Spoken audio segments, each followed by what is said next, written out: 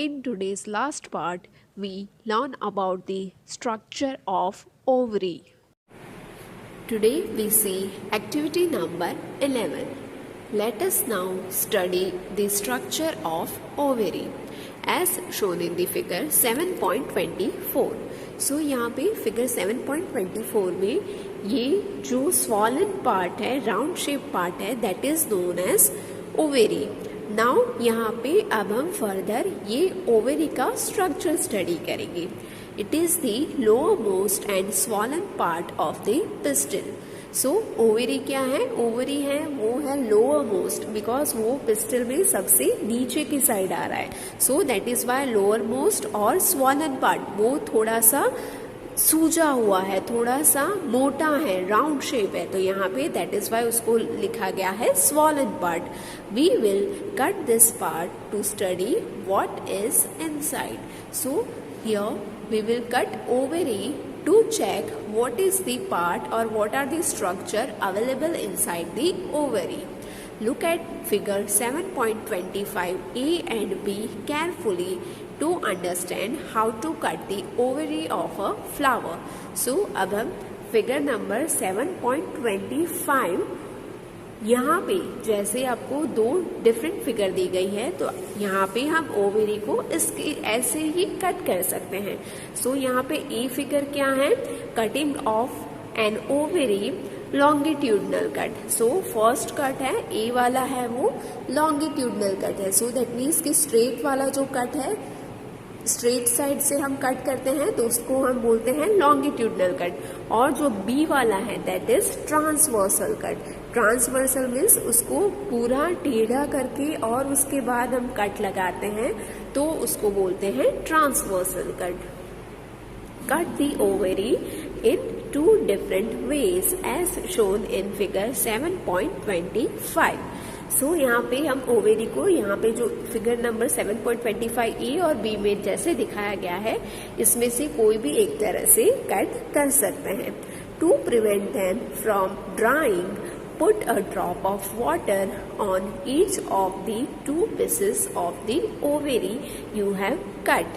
सो यहाँ पे क्या होता है, जब भी हम कट करेंगे तो उसके बाद जो ओवरी है ओवरी ड्राई होना स्टार्ट हो जाएगी. तो उसको प्रिवेंट करने के लिए, to prevent from the dryness, हम क्या करेंगे उसके ऊपर जो कट करने के बाद दो पार्ट्स में डिवाइड हो जाएगी. राइट, यहाँ पे कट लगाने के बाद एक पार्ट ये ऊपर वाला हो जाएगा, एक पार्ट है वो नीचे वाला हो जाएगा. तो हम क्या करेंगे, ये दोनों पार्ट पे हम थोड़ा सा पानी डाल देंगे.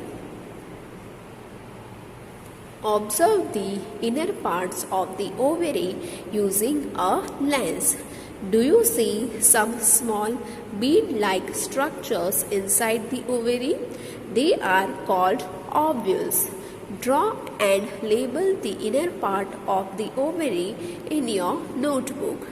So यहाँ पे as shown in the figure number 7.26 यहाँ पे हमको कुछ स्मॉल बीड लाइक स्ट्रक्चर यहाँ पे हम देख सकते हैं. इसको कैसे, ऐसे ऐसे लाइक दिस यहाँ पे दिखाया गया है. तो ये कैसा है, स्मॉल बीड्स होते हैं, इसके जैसा स्ट्रक्चर है. तो ये लॉन्गिट्यूडनल कट. फिर अगर ट्रांसवर्सल कट करें, ये हमारा लॉन्गिट्यूडनल कट में इस तरह से दिखेगा. अगर वो ट्रांसवर्सल कट है दैट मीन्स कि टेढ़ा कट है तो उसमें कैसा दिखेगा, उसमें 4 पार्ट्स हो जाएंगे और 4 पार्ट्स में एक एक यहाँ पे क्या हो जाएगा, बीड जैसा स्ट्रक्चर जैसे यहाँ पे हमको फिगर में दिखाया गया है. तो ये जो बीड्स हैं, बीड्स लाइक स्ट्रक्चर है, उसको हम बोलेंगे ovules. Try to find out the names of as many flowers as you can by asking the gardener or any other person. So हम क्या करेंगे, we can try to find out the name of the flowers. जो garden में है, field में है, वहाँ पे जितने भी फ्लावर्स अवेलेबल है वो सारे फ्लावर्स की हम नेम जानने की ट्राई करेंगे. और उसके लिए हम किसकी हेल्प ले सकते हैं, कोई भी पर्सन की या तो फिर गार्डनर की. Remember not to pluck more flowers than you need.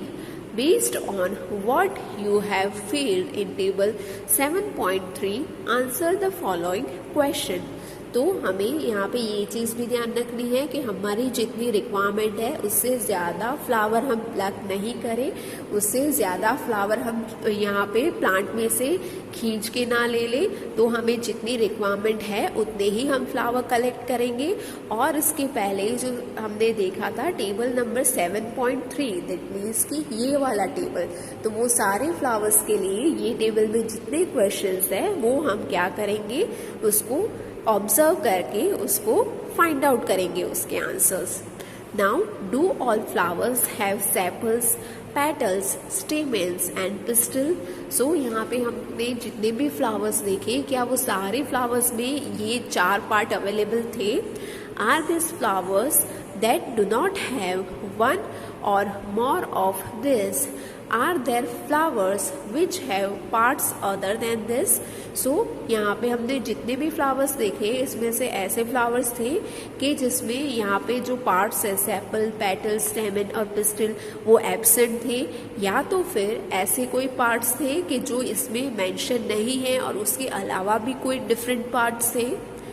Did you find any flower which has no difference between sepals and petals? तो आपको क्या ऐसा कोई फ्लावर मिला कि जिसके पेटल्स और सेपल्स में कोई डिफरेंस नहीं है, both are similar? Did you find any flower in which the number of stamens is different from the number of petals? तो क्या आपको ऐसा कोई फ्लावर देखने को मिला कि जिसमें पेटल्स और सेपल्स की अमाउंट है वो डिफरेंट थी, नंबर ऑफ पेटल्स और सेपल्स थे वो डिफरेंट थे? Do you now agree that the structure of flower is not always the same? So यहाँ पे ये सारे ऑब्जर्वेशन के बाद हमें पता चला कि जो स्ट्रक्चर होता है फ्लावर का, डिफरेंट फ्लावर का, वो हमेशा एक नहीं होता है। That will vary. The number of sepals, petals, stamen and pistils may also be different in different flowers. So यहाँ पे जो फ्लावर के पार्ट्स है वो क्या होंगे, डिफरेंट होंगे, फ्लावर टू फ्लावर डिफरेंट करेंगे। सपोज ब्रिंजल का फ्लावर है, लेडी फिंगर का फ्लावर है, रोज का फ्लावर है, धतूरा का फ्लावर है, तो ये सारे डिफरेंट फ्लावर है, तो ये सारे फ्लावर में इसके पार्ट्स हैं वो भी डिफर करेंगे। Some of these parts may even be absent at times. So इसमें से ऐसा भी हो सकता है कि कुछ पार्ट है वो एब्सेंट भी होंगे।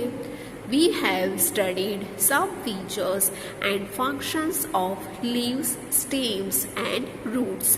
So यहाँ पे ये चैप्टर में हमने क्या पढ़ाई की, ये चैप्टर में हमने स्टेम, लीव्स एंड रूट्स के फंक्शन और फीचर्स के बारे में जाना। And we studied the structure of different flower. So इसके अलावा हमने जो फ्लावर का स्ट्रक्चर है उसके बारे में भी पढ़ाई की। And we will learn about the function of flowers in higher classes. So यहाँ पे हमने फ्लावर का स्ट्रक्चर देख लिया। नाउ फ्लावर के फंक्शन क्या होते हैं, that we will learn in the higher classes. We will also learn about fruits in higher classes. So यहाँ पे ये पूरे चैप्टर में हमने लीव्स, रूट्स, स्टेम्स और फ्लावर्स के बारे में पढ़ा, बट फ्रूट्स का पोर्शन है वो नहीं आया। सो दैट मीन्स कि जो फ्लावर का फंक्शन है और फ्रूट के बारे में हम हायर क्लास में फर्दर स्टडी करेंगे। So here we completed chapter number 7. Here we completed chapter number 7.